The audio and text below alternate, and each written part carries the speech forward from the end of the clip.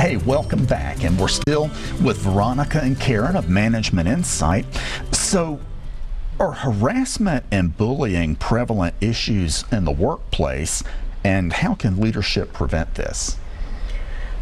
Well, we do see situations of harassment and bullying, and just as it is, you know, common in everyday life, it certainly can infiltrate the workplace. And we think it's really an issue because it affects morale and it affects retention. And for us, retention is a really big issue. And productivity. And productivity. Yeah. And in Nashville, those are really big issues, especially retention, because our unemployment rate is so low that it's hard to get people in and doing the job you need to have done, with the right skills. And once you have spent the money, because recruiting is very expensive, a very expensive proposition, once you've spent the money and gotten your people in place, you don't want them feeling harassed or bullied. You just don't want that. And that tone is set at the top. You know, the example set at the top of the house. The owners, the managers, the supervisors set the tone.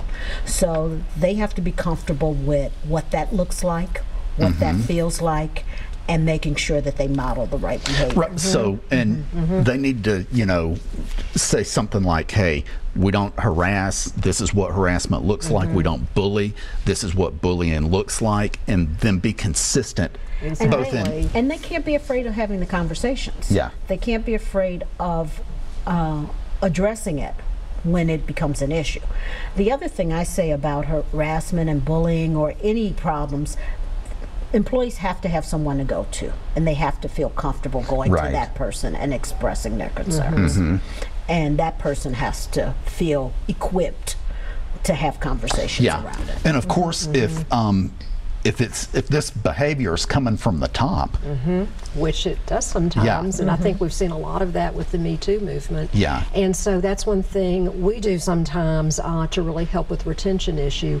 We really dig into, we'll interview the various employees there, ask a lot of questions, and really see what's going on. And I really think that's a lot of the value that we can add with retention, because we're outsiders.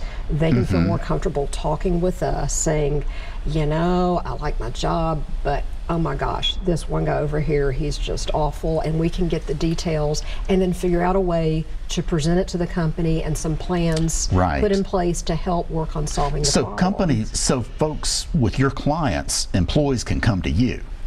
They can.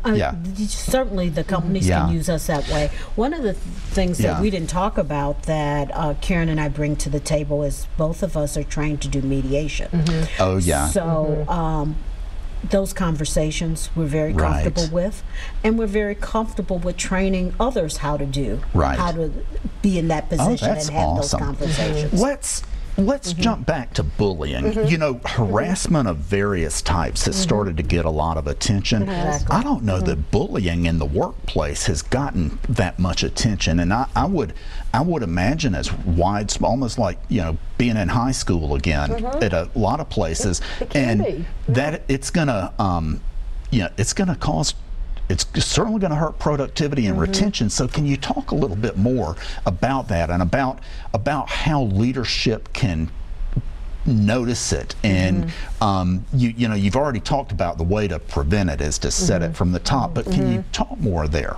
Well, bullying comes in a lot of forms. You know, social media bullying. That's a huge issue nowadays. We've got clients that have that as an issue where it's not happening in the workplace per se, but it's happening on the individual social media that spills over into Now, can they take action? Oh, absolutely. Okay. If two employees are in a situation over social media, they can first of all have some policies in place that address that, but certainly they can tell people that they can't. I had a client, for instance, who one employee sent another employee inappropriate pictures on their social media account, and the person felt compromised and didn't want to work with that person, and so the employer had to deal with that. And this is not unusual. It's really sad, but it's not unusual. You can't, I mean, some people just don't really think through the consequences of something like that, and they may think, oh, I'm at home doing this, but that's a coworker. So your personal life can spill over into your work life. I'm dumbfounded. We have seen some crazy things.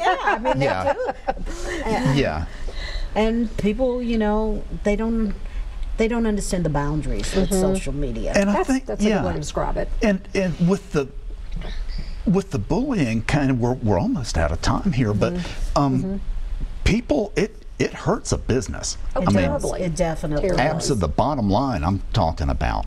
It does. Yeah. And, you know, if you have unhappy employees, that's going to be reflected in how they interact with your customers.